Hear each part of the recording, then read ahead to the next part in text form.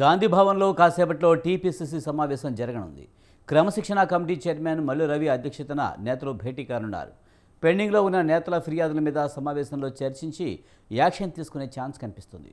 కొండా దంపతుల వ్యవహారం, కోమటిరెడ్డి రాజగోపాల్ తీరుపై పార్టీ అసంతృప్తితో ఉంది. వీరిపై ప్రధానంగా చర్చలు జరుగుతాయని సమాచారం.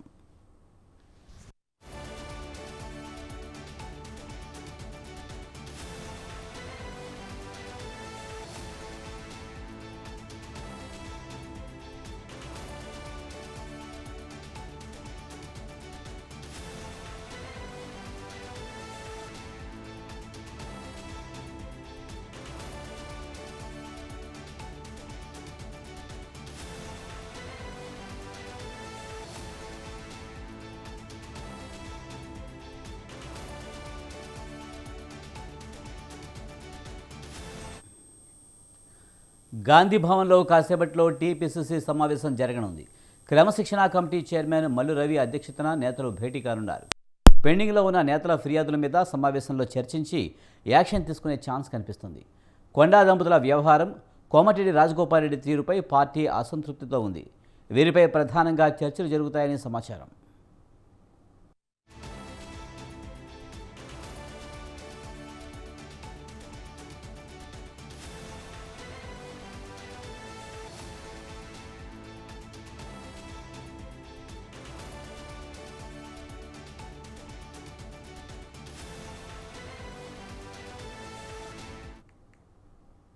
గాంధీ భవన్లో కాసేపట్లో టీపీసీసీ సమావేశం జరగనుంది. క్రమశిక్షణ కమిటీ చైర్మన్ మల్లు రవి అధ్యక్షతన నేతలు భేటీ కానున్నారు. దీనిపై మరింత సమాచారాన్ని మా కరెస్పాండెంట్ ఉషా అందిస్తారు. ఉషా, గాంధీ భవన్లో టీపీసీసీ సమావేశం జరగనుంది, పూర్తి సమాచారం ఏంటి?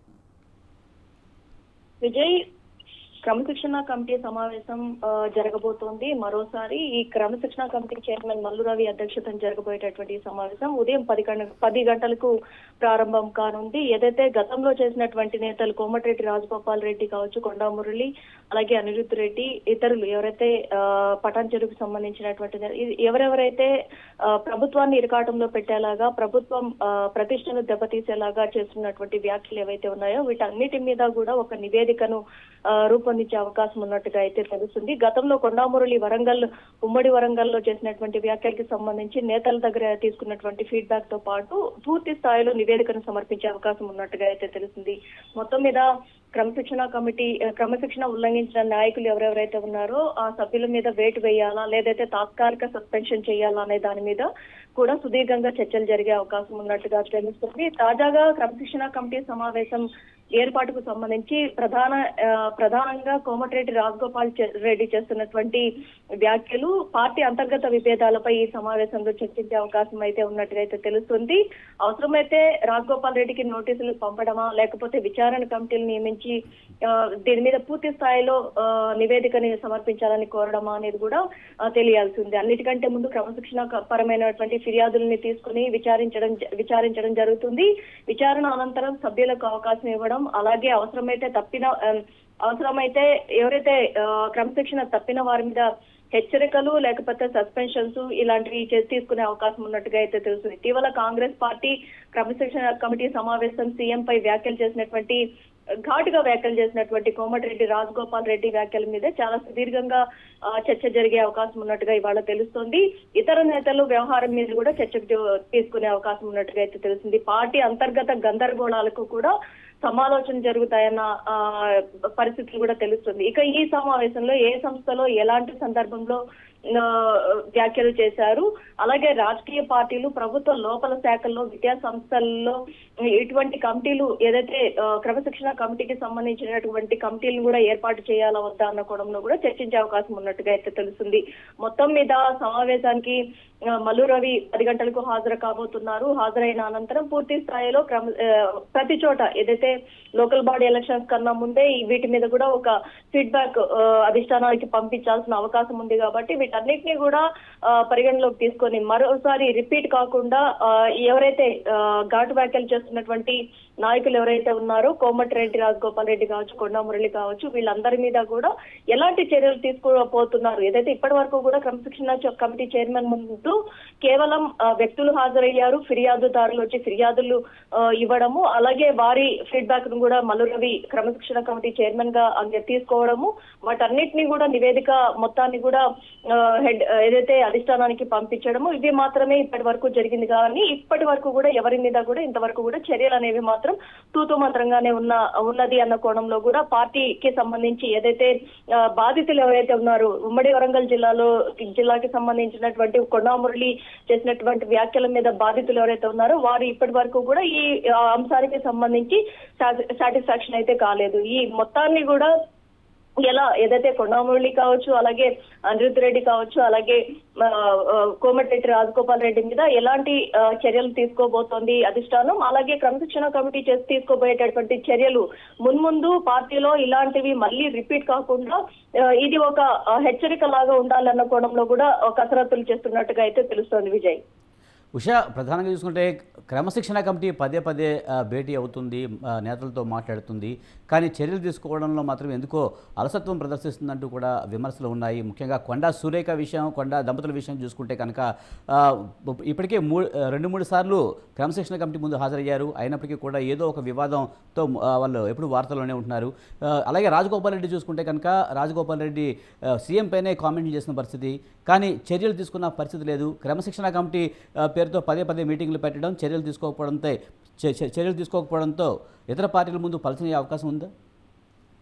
ఖచ్చితంగా విజయ్, మీరు అన్నట్లు ప్రతి ఒక్క చోట కూడా ఏదైతే కాంగ్రెస్ పార్టీలో ఎప్పటి నుంచో ఏదైతే దశాబ్దాల తరబడి కాంగ్రెస్ లోనే ఉన్నటువంటి నేతలు ఎవరైతే కొండా దంపతులు కావచ్చు, అలాగే కోమటిరెడ్డి రాజగోపాల్ రెడ్డి కోమటిరెడ్డి బ్రదర్స్ కావచ్చు, వీళ్ళందరూ కూడా ఏదైతే తాత్కాలికంగా పార్టీ ఫిరాయింపులు చేసినప్పటికీ మళ్ళీ కూడా సొంత గుటికే చేరినటువంటి సందర్భాలు కూడా మనం కాంగ్రెస్ గుటికి చేరిన సందర్భాలను కూడా మనం చూసుకోవచ్చు.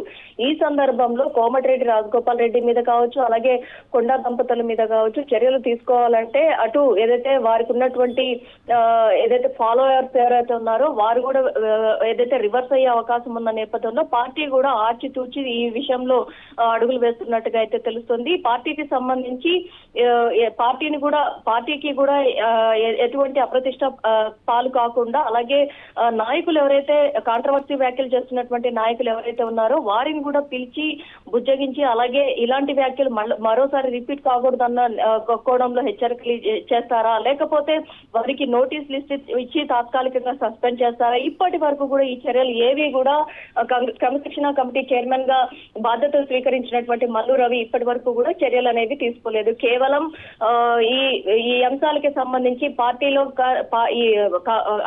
అధికార పార్టీనే కాదు, ఇతర ప్రతిపక్ష పార్టీలు కూడా క్రమశిక్షణ కమిటీ వైఫల్యం పూర్తిగా కనిపిస్తుంది అన్న కోణంలో కూడా మాట్లాడినటువంటి వ్యాఖ్యలు కూడా మనం చూసుకోవచ్చు. మొత్తం మీద కాంగ్రెస్ పార్టీలో జరుగుతున్నటువంటి అంతర్గత విభేదాలు ఏవైతే ఉన్నాయో వాటన్నిటికీ కూడా ఇప్పటి వరకు కూడా చెక్ అనేది మాత్రం పెట్టలేదు. కేవలం వీటిని ఏదైతే కొనసాగింపుగానే చర్యలకి సంబంధించి ఏదైతే ప్రతిసారి సమావేశాలే జరుగుతున్నాయే కానీ దీనికి సంబంధించి చర్యలు అనేవి ఇప్పటి వరకు కూడా తీసుకోలేదు. ఒకవేళ చర్యలు తీసుకున్న పక్షంలో పార్టీకి సంబంధించి ఉమ్మడి వరంగల్ కావచ్చు, ఇటు నల్గొండ కావచ్చు, ఎక్కడ మునుగోడుకు సంబంధించి కావచ్చు, ఎక్కడైనా సరే వీరి ఫాలోవర్స్ ఎక్కువగా ఉన్నారు.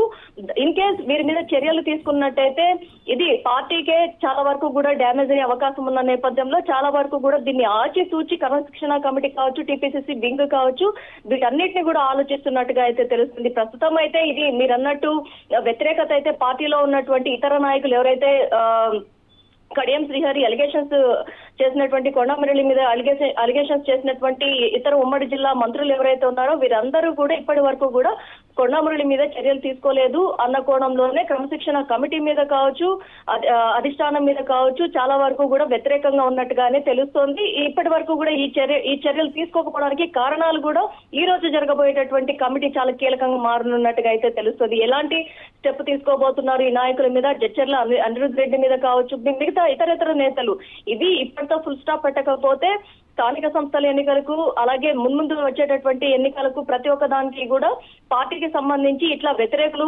పుడుతూనే ఉంటారు అన్న కోణంలోనే వీటికి చెక్ పెట్టాలి అన్న కోణంలోనే పూర్తి స్థాయిలో ఈ రోజు చర్చలు జరిగే అవకాశం ఉన్నట్టుగా అయితే తెలుస్తోంది Vijay. Right, thank you Usha.